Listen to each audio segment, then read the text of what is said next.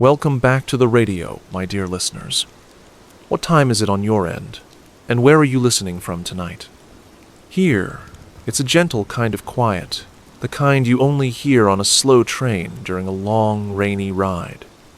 Tonight's story places you in a dim train carriage in the year 1953, nestled in your seat as rain traces lazy paths down the window.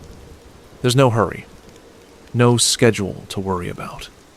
Just the steady rhythm of the rails, the hum of distant conversation, and the soft warmth of your coat.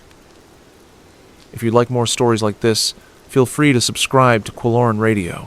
There's a new one every night. Without further ado, let's begin. The train is already sighing and creaking beneath your feet as you step aboard. Outside, the station glistens with fresh rain, the kind that coats bricks in a dark sheen and makes everything smell like wet paper and old wood. Your shoes make a faint squelch with each step, though no one seems to notice. People are too busy tucking umbrellas under their arms or shaking water from their hats like reluctant spaniels. A porter nods as you pass. He's drying his hands on a cloth that may or may not have started out clean this morning. You make your way down the narrow corridor, the soft electric lights overhead humming just a little too loudly, like they're thinking about whether or not to stay on. The bulb nearest the rear door flickers once, then gives up entirely, leaving a patch of hallway in dim golden shadow. The floor shifts beneath you as the train prepares to leave. A whistle sounds somewhere distant, and the whole carriage gives a gentle lurch forward, the first of many small negotiations between metal and track. You find your seat easily, third car from the front, left side, second window. The cushion is just soft enough to suggest comfort without committing to it. You sit and let the dampness in your coat begin to soften in the cabin's warmth. The train begins to move in earnest now, a smooth rolling that builds like a lullaby. Outside, the rain streaks against the windows in diagonal lines, each droplet tracing a path before being swept away by the next. The platform disappears behind you, replaced by blurred shapes of trees and utility poles, all vaguely disapproving in posture. There's a coat hook beside your seat. It's slightly bent, as if it once tried to hold something heavier than it should have. You hang your coat there anyway, and it holds. Miraculously. The air smells faintly of varnished wood and tobacco, not fresh smoke, but that baked-in scent that lives in train carriages and old cardigans. Somewhere behind you, a suitcase topples softly. No one reacts. A few feet away, someone clears their throat with the weariness of a man who's been clearing it since Kansas City. Your window is cold to the touch. The pane rattles when the train picks up speed, but it's a friendly sort of rattle, rhythmic and low, like a cat purring through a cough. You lean slightly against the wall and let the cool seep into your shoulder. Across the aisle, someone is unwrapping a sandwich from wax paper, doing so with the delicate precision of a bomb technician. They pause before each layer, considering the acoustics. The sandwich, when it finally appears, looks unremarkable. Ham, maybe. The bread is thick enough to hold up in a fist fight. As the countryside begins to slide past, you notice that most of the other passengers have already settled into the particular quiet of long-distance travel. Some are sleeping, faces slack against windows or tipped back in their seats like blooming lilies. Others stare straight ahead, not thinking about anything in particular.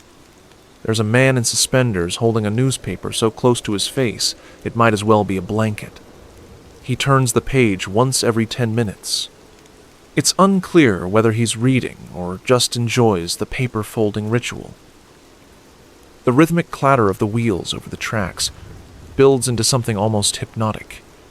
You can feel it in your chest more than you hear it, a soft percussion that makes conversation seem like an interruption.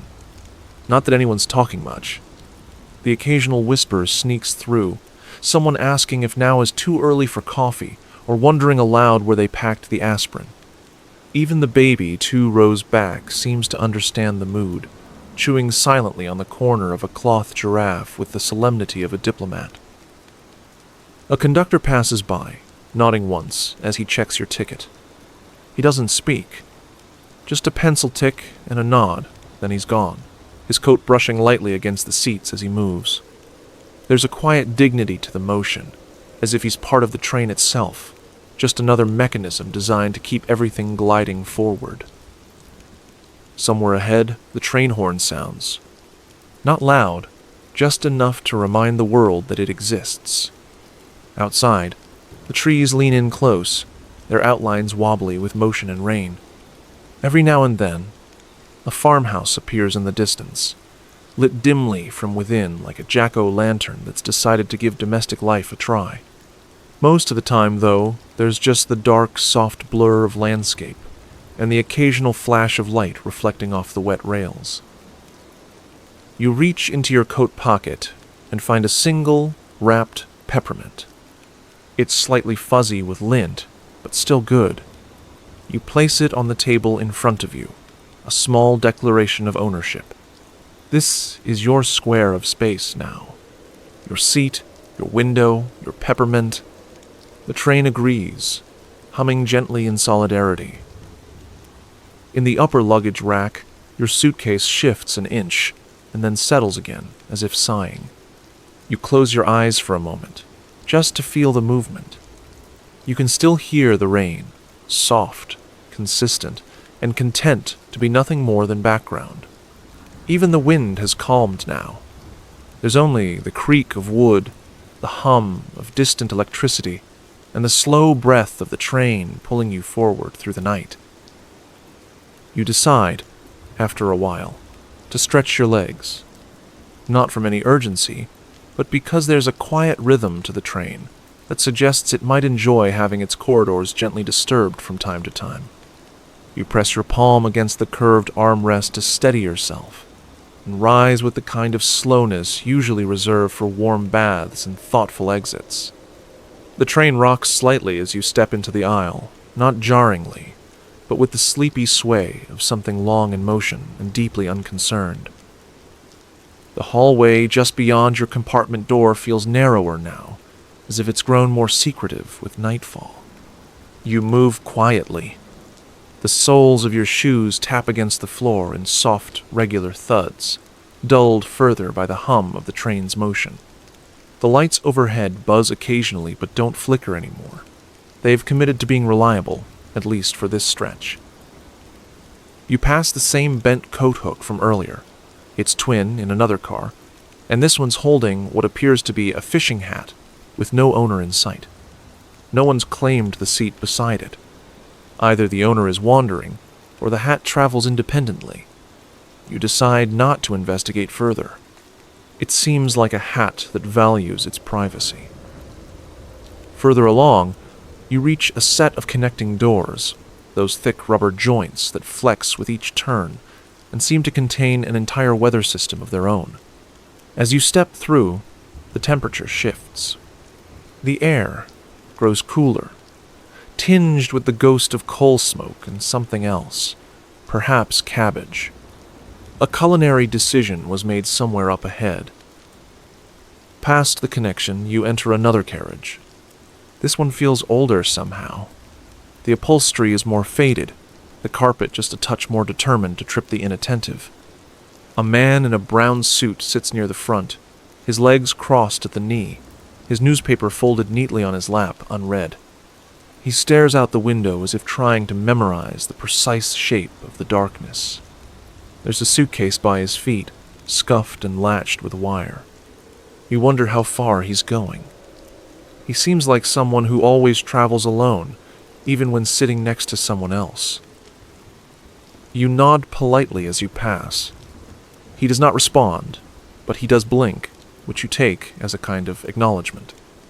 There's something almost ceremonial about these interactions, the unspoken agreement between train passengers to be vaguely courteous without inviting conversation.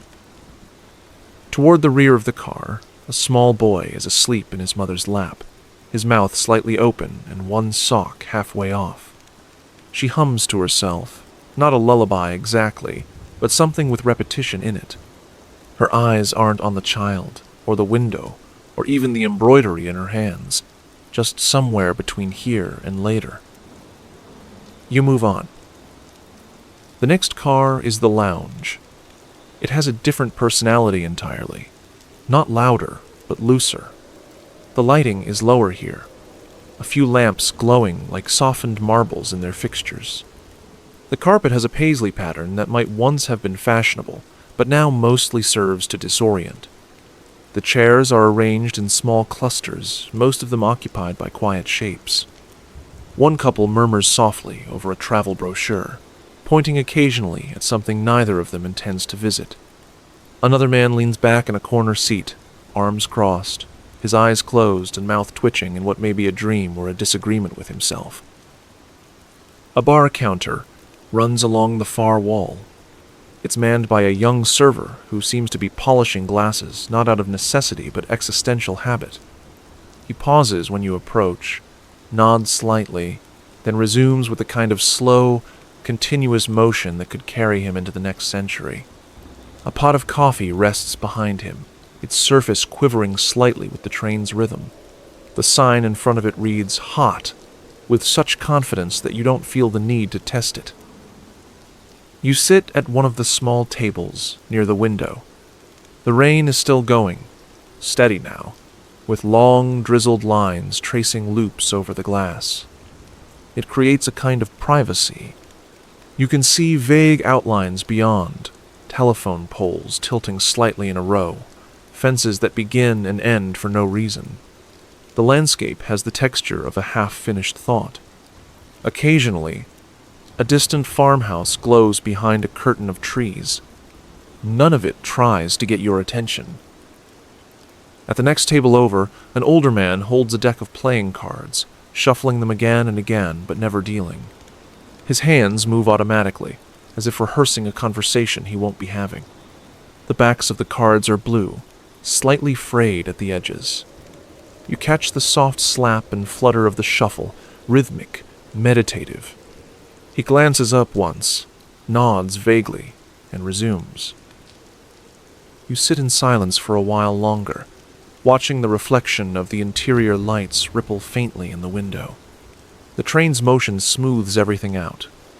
Even your thoughts feel less jagged here, as if they've been placed in a warm towel and given time to settle. Eventually, you rise again and make your way slowly back through the cars.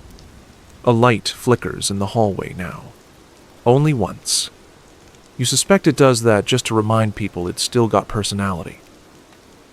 You pass another compartment where two women are reading by separate lamps. They do not speak. One turns her page with the sort of restraint you associate with rare book dealers. The other hasn't moved in 10 minutes, and you begin to suspect she may be asleep with her eyes open. It wouldn't be out of place here. When you return to your car, the same hat still hangs unattended. The sandwich man across the aisle is now asleep, the crust of his meal untouched beside him on the seat. You reclaim your place by the window, easing into the seat with the practiced motion of someone who intends to stay there a long while. Outside, the rain hasn't let up. It's simply become part of the train's soundscape now, not something you listen to, but something you hear. A background track, on loop, unobtrusive, and oddly reassuring. Your peppermint is still on the table. You unwrap it slowly and place it in your mouth. It tastes exactly like it's supposed to, sharp, sweet, and entirely unnecessary. Your seat has become a kind of headquarters. It doesn't offer much in the way of authority, but it does give you a reliable place to return to, which, on a moving train, is more than nothing. The fold-down table in front of you is slightly uneven, but no more so than a cafe table on a cobblestone street. You've come to appreciate its small imperfections, the way it sags a little on the left, the faint ring of someone's long evaporated coffee, and the corner where a passenger, perhaps bored, perhaps principled, once carved the letter R with determination. On the table, rests a small collection of items, each one playing its part. There's the peppermint wrapper, now crumpled neatly like you were trying to impress a recycling bin. Next to it sits a notepad you brought with you. You haven't written anything in it for hours. It lies open to a blank page, your pencil resting diagonally across the spiral, binding like it's taking a short break. The pencil is short enough now to be a bit self-conscious. You suspect it's nearing retirement, though it seems too proud to say so. Beside the notepad is a small blue thermos.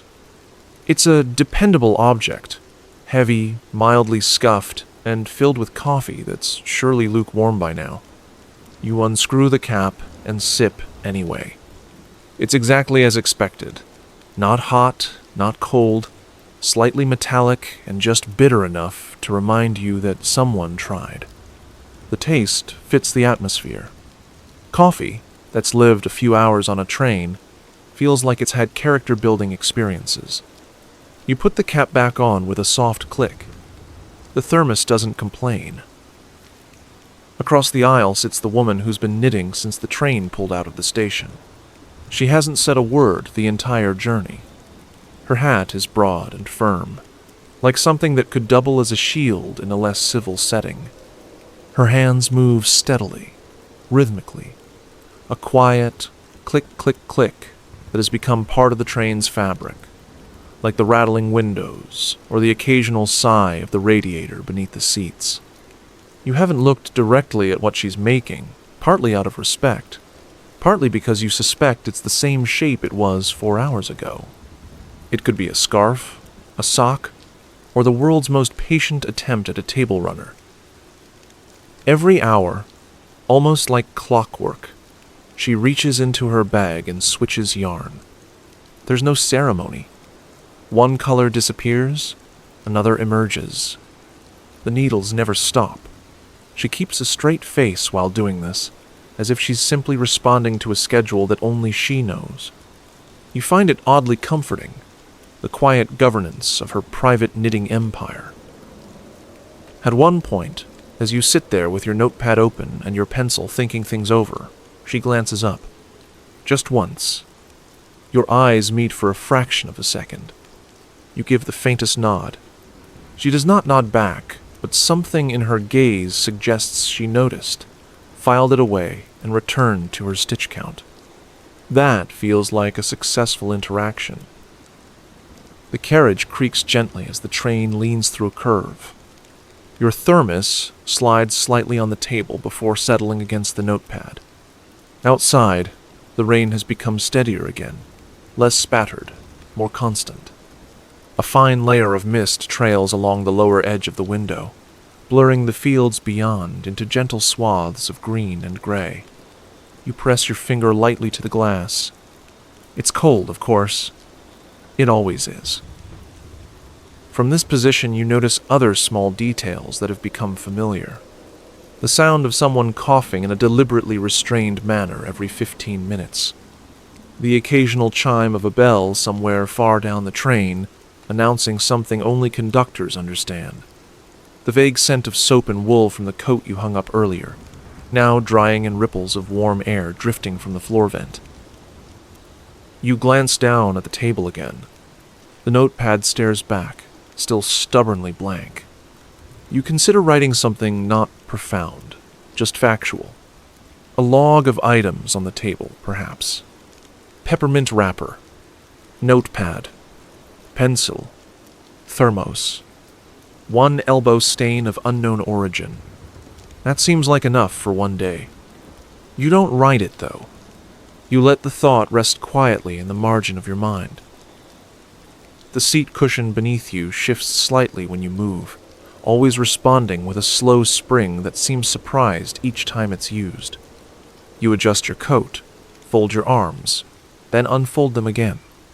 There's something grounding about this space, not dramatic or sentimental, just present.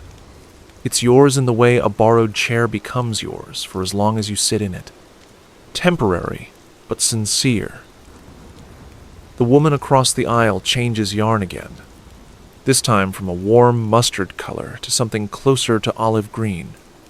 You're beginning to suspect the project is more conceptual than functional. Still, her movements remain steady. There's something slightly theatrical about how she retrieves the next skein, like she's operating a prop in a play no one else is watching. She even smooths the yarn across her lap before starting, as if granting it a moment of orientation. Outside, the sky has begun to darken just slightly, not night, but the kind of soft dimming that suggests you've entered another time zone or passed under a particularly reflective cloud. The train's interior lighting adjusts without any input. The bulb above your table glows a bit more brightly now, casting a warm, steady light over the scene. The peppermint wrapper gleams heroically in this new lighting, like a monument to small snacks bravely eaten. You look back at the notepad again. Train. Rain. Knit. Then you set the pencil down again. You don't need to explain it. You don't even need to reread it. The page looks more complete now, as if it had been waiting for those 3 words all along. The train glides forward. The coffee in the thermos sloshes softly. The knitting needles click. The rain continues. You stay seated now. There's nothing left to adjust. The coat is off. The thermos is closed. The peppermint wrapper is retired, still crumpled but no longer performing. Your legs are comfortably arranged in that long-distance sprawl that suggests a temporary truce with posture. One foot is slightly under the seat, the other resting at a lazy diagonal. You have, without realizing it, stopped anticipating anything. Outside, the rain becomes the only movement that matters. It slides down the window in vertical ribbons, joining into thicker trails before vanishing below the edge of the frame. The view offers only silhouettes, trees in vague groups, fences that seem to lean toward the train as it passes, the occasional power line that rises, dips, and disappears, like a sentence left unfinished. There's no landscape you need to recognize, just weather and time, and the quiet knowledge that the world continues doing what it does, even when no one's watching. Inside the cabin, the air feels heavier in a pleasant way, not stifling, just full. The kind of fullness that happens when everyone has settled into their final form for the evening. The man with the sandwich hasn't moved in some time. His elbow hangs off the armrest in a posture that suggests deep sleep or philosophical surrender.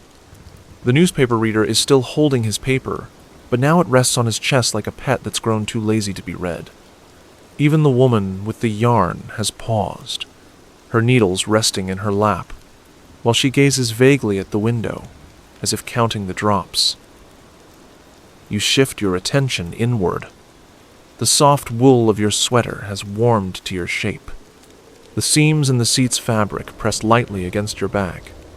You can feel the gentle curve of the wall near your shoulder, cool but no longer bracing. Everything touching you is either soft, warm, or quietly indifferent, which, on a train in the rain, might be the best combination of all. Your notepad remains open, the 3 words still visible. Train. Rain. Knit. You don't look at them now, but they sit there, anchoring the space. A kind of summary for a moment that doesn't need explaining. The pencil has rolled an inch toward the thermos and come to a stop. Even objects on this train seem to understand when to hold still. The train continues forward, its pace steady and untroubled. The wheels murmur against the track, not loudly, but in that rhythmic way that seeps into your breathing pattern if you let it. You've stopped noticing individual sounds now. They've all blended into a low, constant hush. Every once in a while, a shift in speed or track alignment adds a variation. A deeper creak, a low thunk, a stretch of smoother rail, but none of it jars you. It all happens with the gentle certainty of something well rehearsed. There's something about sitting still for this long, in this kind of quiet, that begins to soften your thoughts, Not in a dramatic or revealing way, just a slow untangling. Your mind moves less now. It doesn't reach ahead or behind. It just observes without commentary. You're not thinking about where the train is going, or what time it is, or what you'll do when you arrive. Even the idea of arrival seems distant, like something from another story. You let your eyes drift closed, not to sleep, but to listen better. The rain outside becomes louder for a moment, or maybe it's just that your ears are paying closer attention. It taps against the glass in a way that's oddly polite, consistent, but never aggressive. The kind of rain that knows it's welcome. You take a slow breath. The air tastes like wool, dust, and the faint memory of coffee. It fills your lungs evenly, then leaves just as smoothly. There's no urgency to it. Your body has fallen into the train's rhythm completely. Even your heartbeat feels like it's keeping pace with the motion of the wheels. There's no resistance left. When you open your eyes again, nothing has changed. The light overhead still casts the same warm glow. The same rain blurs the same trees. The same coat hangs from the same bent hook. But something in you has shifted, not dramatically, just subtly. You're deeper in now, more settled, as if your mind has finally agreed to let go of the idea that it needs to do anything at all. The conductor passes through the carriage again, quieter than before. His footsteps make only the softest taps on the floor. He doesn't look at tickets this time, just scans the rows with the calm familiarity of someone who's walked these aisles 1,000 times. His expression suggests he expects nothing unusual and would be only mildly surprised if the train turned into a boat. He nods to you again, a quieter nod this time. It feels earned. You remain still. There is nothing calling you to move. No task waiting. No item needing rearrangement. You feel, for once, like you're exactly where you're supposed to be. Not symbolically, just literally. Your body, the seat, the window, the weather, all in agreement. The woman with the yarn resumes her work. You hear the click, click, click begin again, not as a disruption, but as a return to normalcy. Her motion is steady, but slower now. More deliberate. You think she might be on the same row she started hours ago, but that seems like none of your business. You look outside again. Somewhere in the distance, a windmill turns slowly in the rain. It spins in that lazy, almost disinterested way windmills do when the breeze is just strong enough to make it worth the effort. You watch it for a long time. Then, eventually, you stop watching. If you're finding comfort in this slow journey through rain and rail, consider subscribing to Quilloren Radio. There's a new story here, every night. Gentle, grounding, and meant to help you rest. Wherever you're listening from, you're always welcome aboard. The line between waking and resting thins, but never quite disappears. You're still seated, still in your cabin, still aware of the rain that hums against the window like a quiet engine of its own. But something about the world has softened at the edges. The shapes outside don't move faster, but they seem to blur more easily. The trees you pass begin to repeat, or perhaps they always have, and you've only just started noticing. Your thoughts drift in odd directions now. Not chaotic, just unexpected. You glance at the thermos and think, briefly, that it might have grown heavier while sitting still. It looks slightly taller, too, as though it's trying to be more important than it was this morning. You lift it to check, find the same weight in your hand, and return it to its place without judgment. If the thermos wants to reinvent itself, that's its business. The train takes a long, slow curve through a stretch of flatland, where the horizon disappears into mist. For a moment, you're not entirely sure whether the train is curving or the land is folding. It doesn't matter. Either way, the view shifts gently leftward, giving you a broader sweep of empty fields where nothing stirs. A solitary billboard passes by, its words washed out and unreadable, just a shape now, a sentence that forgot its own meaning. The cabin lights flicker once, not a warning, just a reminder that electricity is a guest here, not a host. In the seat behind you, someone sighs with great theatrical restraint. You catch the sound in passing, but don't turn. Everyone on this train is participating in the same silent agreement. No questions, no responses, no interpretations unless strictly necessary. You glance down at your notepad. The 3 words are still there, but the pencil is gone. For a moment, you scan the floor, thinking it might have rolled under the seat. Then you notice it tucked behind your thermos, balanced perfectly upright, like it's trying to act casual while standing on one leg. You don't remember putting it there. It looks slightly taller again. You decide not to question it. Your coat has slumped further on the hook, now draped in such a way that it resembles a seated figure. You catch yourself about to greet it, and stop halfway through the nod. The train creaks. Not in response, just coincidentally. Somewhere ahead, in a different car, a bell rings. A soft, single chime. It could be the dining car, or it could be something less literal, a signal of time folding briefly in on itself, the hour chiming for no one in particular. No one moves to respond. Whatever the bell meant, it didn't seem urgent. The scenery outside is harder to describe now. The rain hasn't changed, but the land it falls on seems less definite. Shapes rise and fall in the mist, maybe hills, maybe distant barns, maybe nothing at all. The train might be passing through the same field again and again, looping gently while pretending to make progress. It doesn't bother you. Repetition, when wrapped in rain and distance, becomes something close to comfort. You catch a glimpse of your reflection in the window, not sharp, but present. You look exactly like someone who belongs here. A little softened, a little skewed by the curvature of the glass. The light from your cabin bathes your face in that warm amber tone that turns everyone into a memory.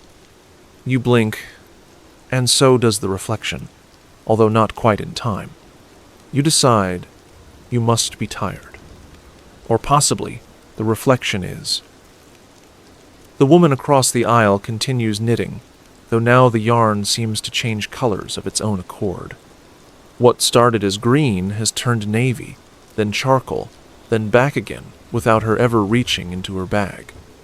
Her face is as calm as ever, and her hands work steadily. Perhaps the yarn is responding to mood, or weather, or altitude. You suspect she wouldn't answer, even if asked. The train begins to slow, or at least it feels slower.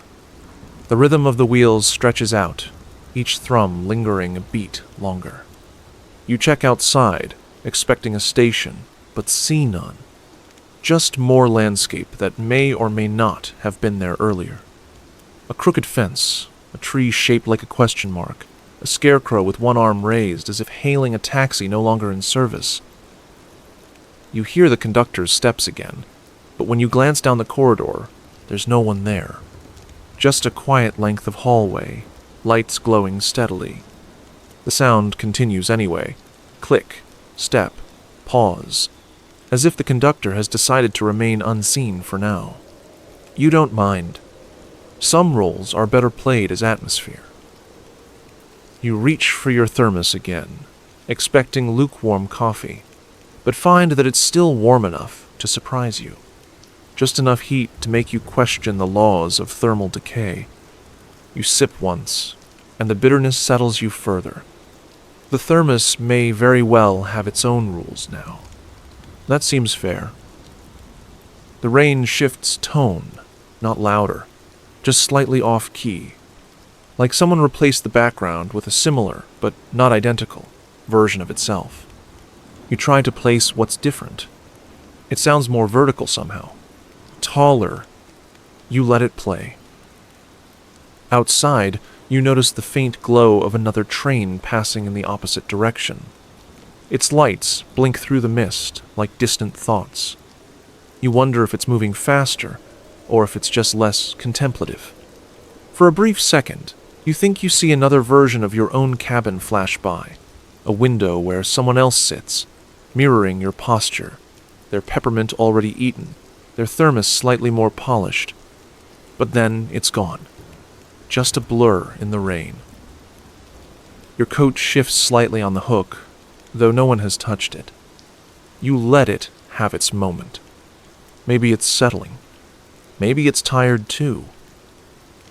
You sit back, your hands resting lightly on your lap, not holding anything.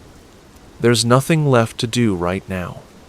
The train, the rain, the flickering edge of dream, they're all carrying you gently towards somewhere you don't need to name.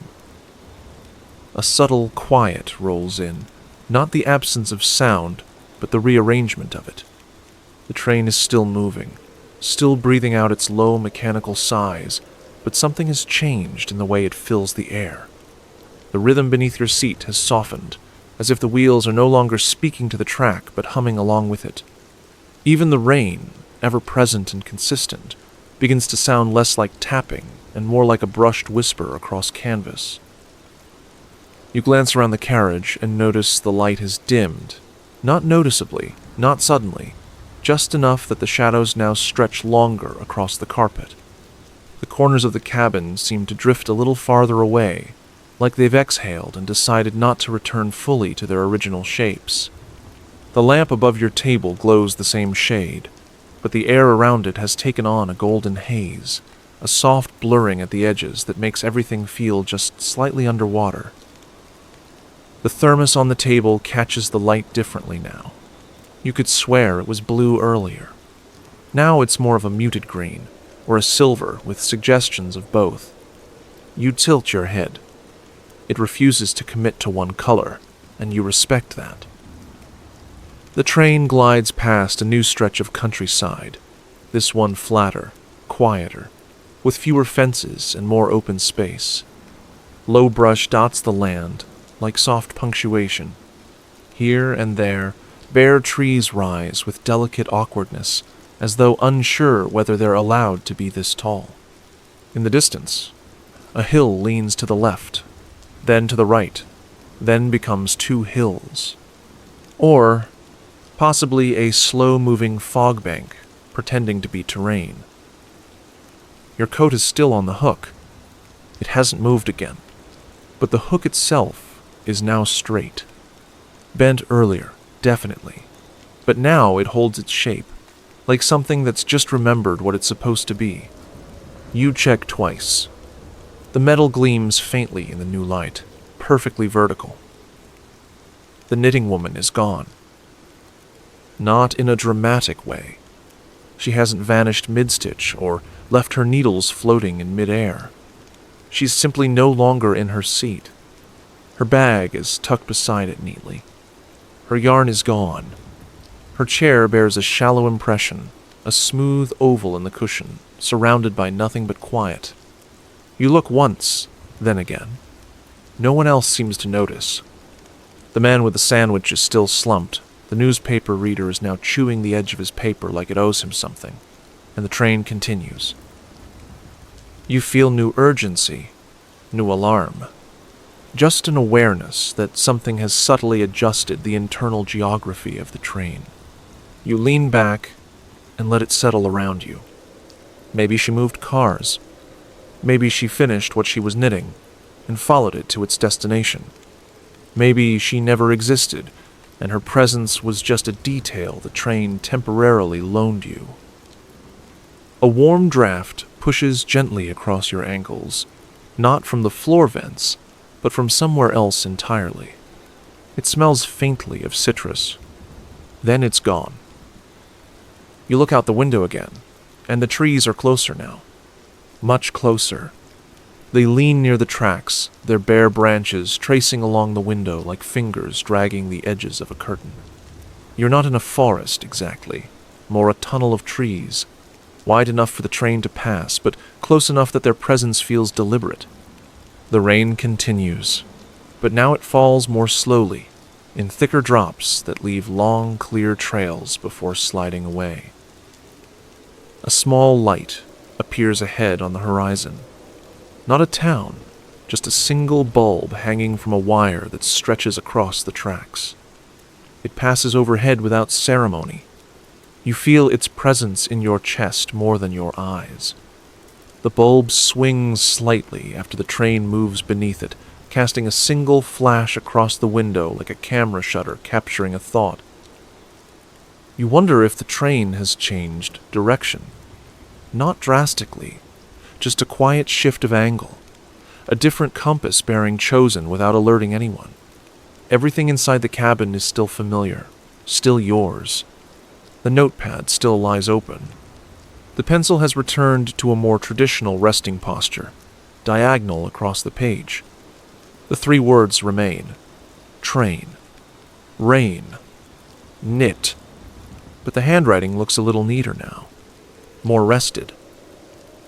Across the aisle, a new figure now sits where the knitting woman had been. A man, perhaps in his 70s, dressed in a tidy gray suit. He holds a cup of something that steams lightly and smells faintly of cardamom. You didn't see him arrive, and he doesn't seem in a hurry to acknowledge anyone. He stares out the window with such focus that you wonder if he's trying to memorize the entire countryside. Or maybe he's just admiring the way the rain traces letters against the glass, forming a kind of script only he can read. He doesn't speak. He does nod, once, politely, in your direction. You return the nod, just as gently. Another truce. Another quiet alliance. The train begins to slow again. Not stopping, just easing, as if entering a more delicate part of its path. The air pressure shifts slightly in your ears, a small pop that reminds you this train travels not only through geography but through something else as well, layers of air, weather, perhaps memory. You hear music faintly, but you can't place its source. Not from the speakers overhead, those remain silent. Not from another compartment. It sounds like piano, slow and unhurried, the notes spread out like they're giving each other space. A tune that could easily be mistaken for background, until you realize it's following the exact rhythm of the train's wheels. Your body adjusts without thinking. You sit deeper in the seat, spine rounding gently, shoulders relaxing further. Your hands rest palm down on your thighs, empty, calm. You feel yourself more present in this moment than any prior. No intention, no plan, just sitting, listening, watching the trees lean in as the train carries you through some quieter version of the night. Outside, the land flattens even more, and the trees open up into wide fields. The sky is a solid sheet of dark gray, too even to be stormy, too still to be clear. One more light passes overhead. Then another, closer this time, warmer, almost amber.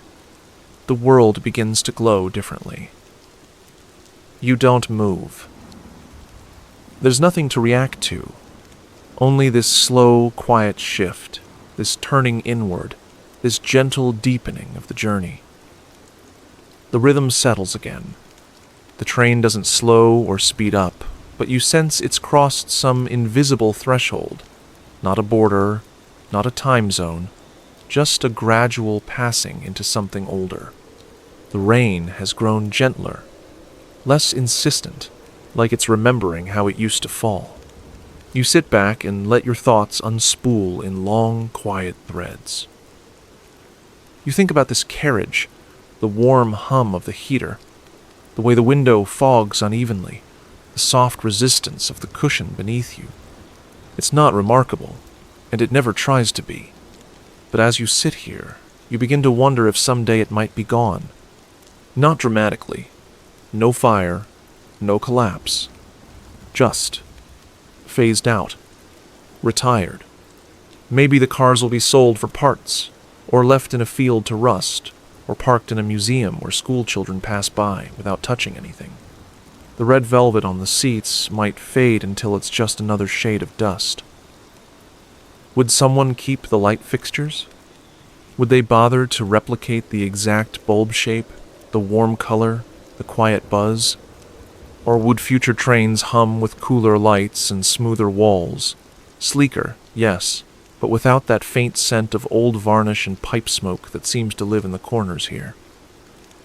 You wonder if conductors of the future will wear these same uniforms. If the crisp cap and polished buttons will be replaced with something more ergonomic, more cost-effective. Perhaps in 30 years there will be no conductors at all. Just automated voices and blinking panels. No one walking the aisle with a quiet nod. No one pausing at the doorframe to count seats with practiced calm. No one to offer that silent approval when you hand them a properly punched ticket. Maybe the passengers will change too. Maybe they already have.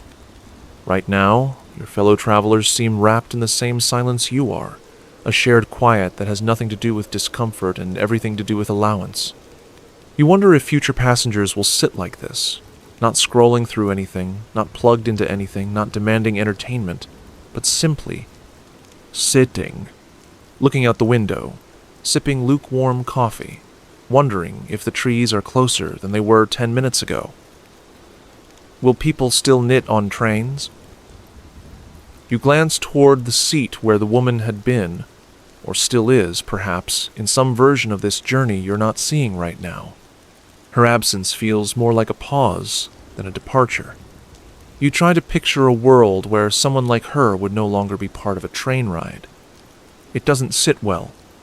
You'd miss the click of the needles, the way she counted stitches under her breath, the quiet confidence of her posture. Maybe in the future the yarn will come pre-knit, ready to wear, machine-sealed in clean lines with barcodes and plastic seals. The click, click, click will be gone, replaced by a faint electronic hum.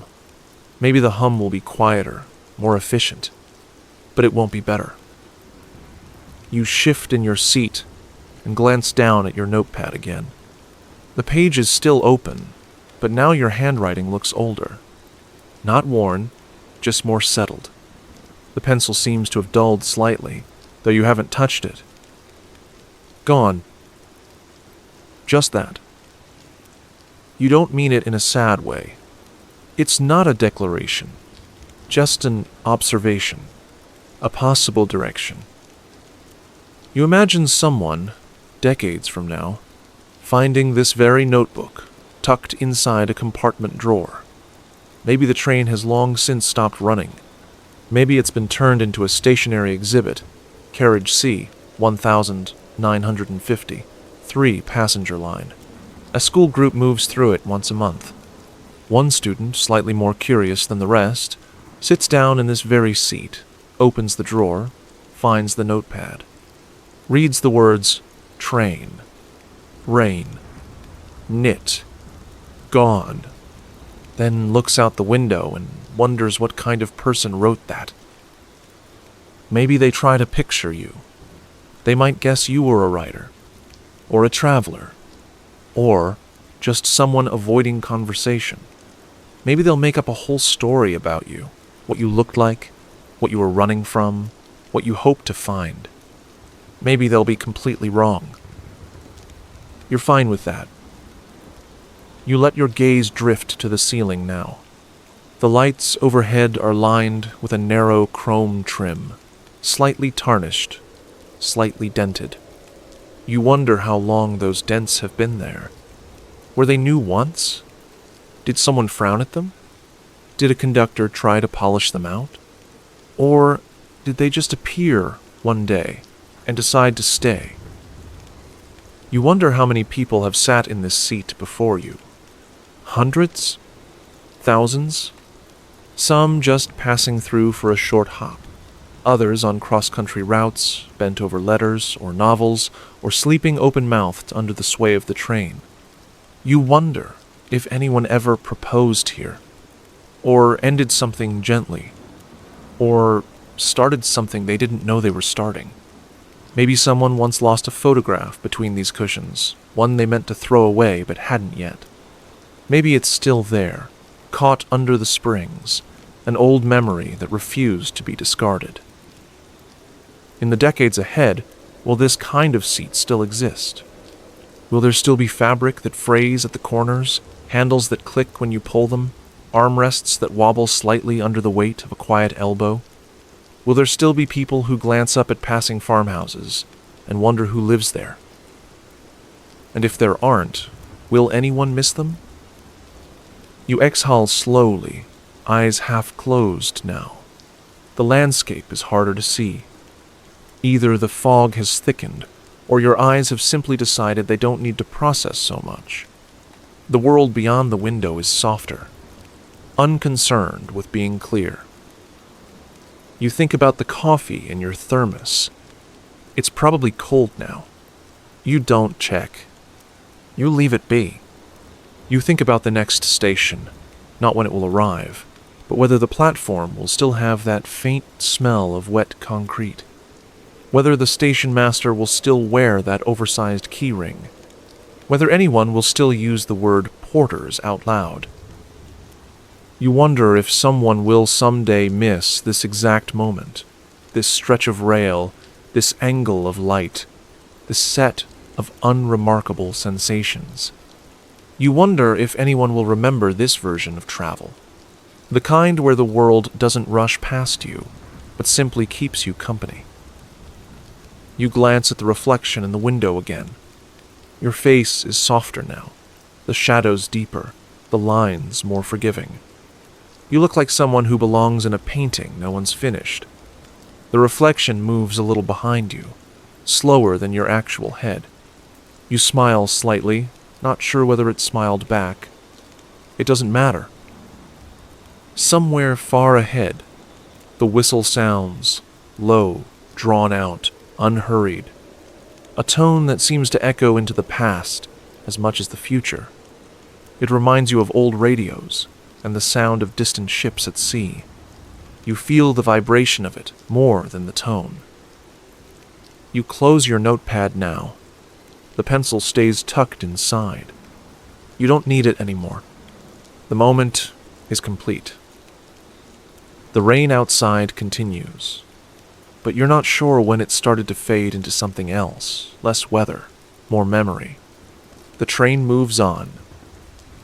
The cabin has grown warmer, or perhaps your body has finally adjusted to the temperature. The soft heat from the floor seems to rise in even pulses now, slow and reliable like breath.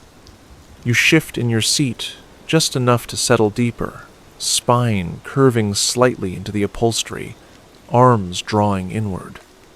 There's no precise thought driving the movement, just the sense that now is the time to go quieter. The thermos is still on the table, untouched for some time. You leave it there. It stands like a silent companion, content in its dignity. The notepad is closed now, resting squarely under your palm, as if it were never meant to be opened more than once. Even the peppermint wrapper, long crumpled and ignored, has become part of the setting, not trash, just history. Outside the window, the world has let go of shape. Trees blend into shadow. Fences drift like smoke. The rain has slowed to a fine mist, more suggestion than substance, drawing a soft blur across the glass. You no longer watch the landscape as much as you sense it, registering its rhythm the same way you feel your heartbeat when everything else is still. Your posture has found its final form. Legs drawn in, one ankle tucked loosely over the other. Shoulders curved slightly forward. Chin lowered. It's not quite sleep, but it is no longer movement. A pose of quiet permanence, like someone caught mid-thought and deciding to stay there. Across the aisle, the The gentleman in the gray suit has finished his drink. The cup rests on his lap, held with both hands. He hasn't moved in some time. His gaze is still directed toward the window, though it's unclear whether he's watching or remembering. The steam from his drink is long faded, but he holds the cup as if it's still warm. Perhaps it is. The hum of the train now dominates everything. It is not loud, but it is steady, a long, gentle roll of sound that wraps around you like a weighted blanket. Each turn of the wheel feels more stretched now, drawn out like the final bars of a quiet melody. The train isn't slowing. It's simply descending, settling into its own weight. You let your eyelids drift halfway closed. The light from above filters in gently, diffused through the narrowing space between wakefulness and rest. The overhead lamp has dimmed just slightly, enough that the edges of your vision begin to soften. You can still see, technically, but your mind no longer insists on it. The coat on the hook hangs straight, unmoving. In the low light, it looks like it belongs to someone else entirely. Perhaps it always did. The seat beneath you creaks one last time as you shift your hips an inch to the left, the final adjustment before stillness. Somewhere far down the carriage, a door opens and closes with a soft hiss. You hear footsteps, slow and deliberate. They pass by your row without stopping. You don't look. The presence is enough. Just another quiet detail in a space that no longer asks for attention. You're breathing slower now. Longer inhales, longer exhales. The kind of rhythm that emerges when you're no longer thinking about breathing, only following it. The air in the cabin carries a faint trace of worn wood and something else, a cleaner perhaps, or old leather. Familiar, non-invasive, the kind of scent that lives in books no one reads anymore. Your hands lie still on your lap. One palm faces up. You're not sure when that happened. The train turns again, a gentle curve, the kind that requires no shift in balance. The movement is internal, a slight pressure on your ribs, a soft tilt in your sense of direction. You follow it, not with your body, but with a kind of passive understanding. Wherever the train goes now, it carries all of you. The floor vibrates slightly beneath your shoes. Not urgently, just enough to remind you that you are, in fact, in motion, even though your body has decided to stop. Your eyes close fully now, not in sleep, but in complete agreement with the room. There is nothing to see that cannot be sensed. A low chime sounds in the distance. It doesn't signal anything. It's just part of the descent. You are aware of every part of yourself, not in a sharp way, just as a quiet map of presence. Your legs are here. Your chest is here. Your breath moves through your nose and out through slightly parted lips. Your eyelids rest without tension. Your jaw is loose. Even your scalp feels like it has let go. The hum of the train fades a little more. Not quieter, exactly. Just farther away, like it's moving into another room, taking with it all the sound it no longer needs to share. The rain has stopped. You don't remember when. The window now glows with a soft gray light, smudged at the edges, like the page of a book pressed too long against a damp cover. There are no landmarks, just tone. You remain in your seat, unmoving, untouched. The world continues around you, but nothing presses against your awareness. You've settled fully. Into the train, into the seat, into the moment. There is no next step. The train continues forward, though you no longer feel it as motion. It's become part of the background, a long, smooth thread connecting one stillness to the next. The rhythm that once guided your senses now hums behind them, soft and sure, like a clock in a quiet room that you stopped checking hours ago. Everything now happens inside the cocoon of your seat, your breath, and the slow settling of thought. There's no need to mark the time. Whatever hour it is, it belongs entirely to this moment. You're not early and you're not late. You're exactly where you should be, not as a result of planning or destination, but because this space asked nothing more from you than presence. You gave it that. It gives you rest. Your arms are folded gently now. Not crossed, just placed. There's no tension anywhere. Even your fingers, once curled with casual habit, now rest open. The weight of your coat on the hook, the pencil inside the notebook, the lingering scent of brewed coffee, they all remain unchanged, waiting without expectation. Nothing here requires your attention, but all of it holds you quietly, as if to say, we'll be here, just in case. The light in the cabin has faded to something warmer than before, a gold deep enough to feel like candlelight. Not flickering, just steady and old. You don't look directly at it. You sense it. It warms the ceiling, the corners of the window frame, the faint stitching on the seat ahead. This is the kind of glow that doesn't ask to be noticed. It simply keeps things soft. You hear no voices, no coughs, no announcements. The passengers around you, those still present, and those who have subtly gone, exist in the same suspended state. One man turns a page very slowly, but doesn't appear to read it. Another stretches a leg beneath the table, then holds perfectly still. The gentleman in the gray suit has rested his head back now, his hands still gently clasping the empty cup. He's not asleep, but he's no longer part of the room's momentum. He, like you, is complete.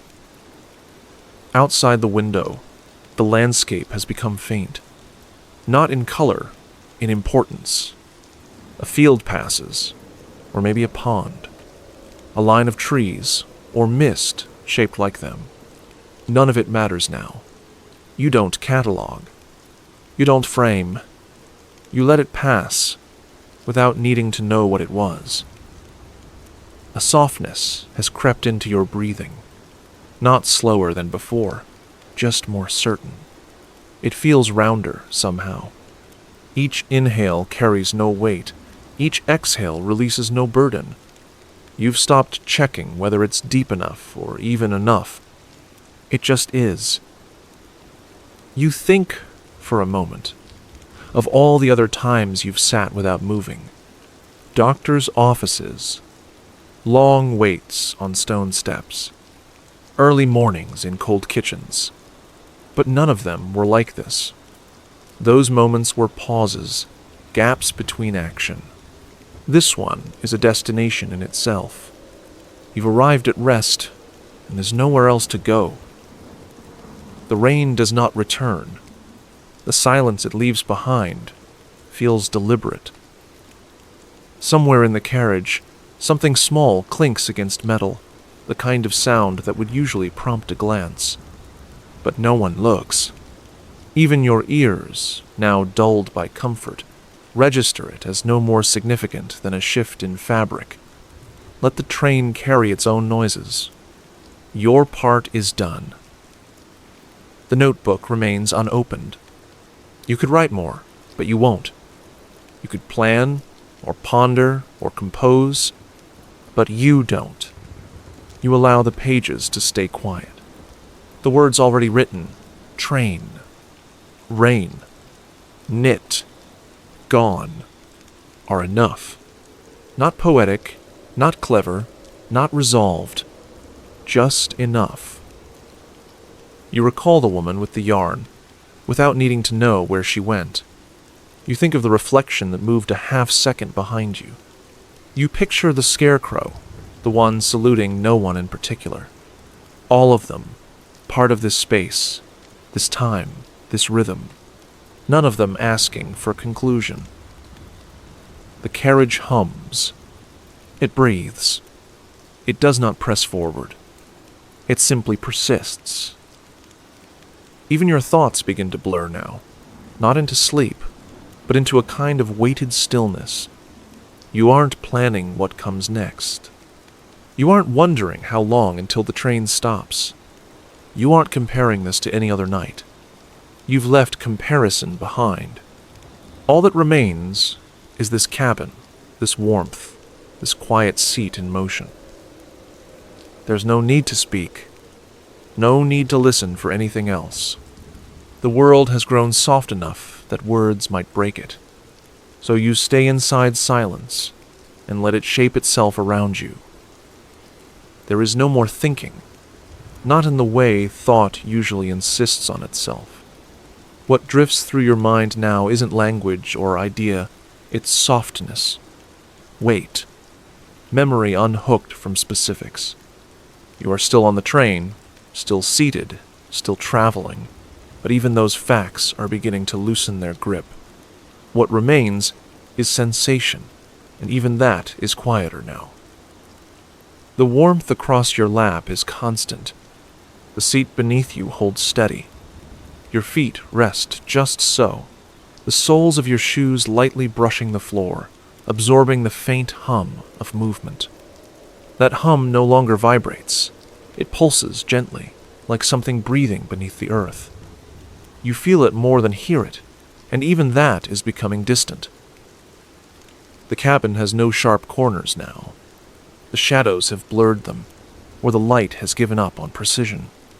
Your eyes are closed, but behind the lids is a color like old parchment, like warm milk just turning cool. The sort of color that never announces itself but lives quietly under everything. There are no more changes in the track.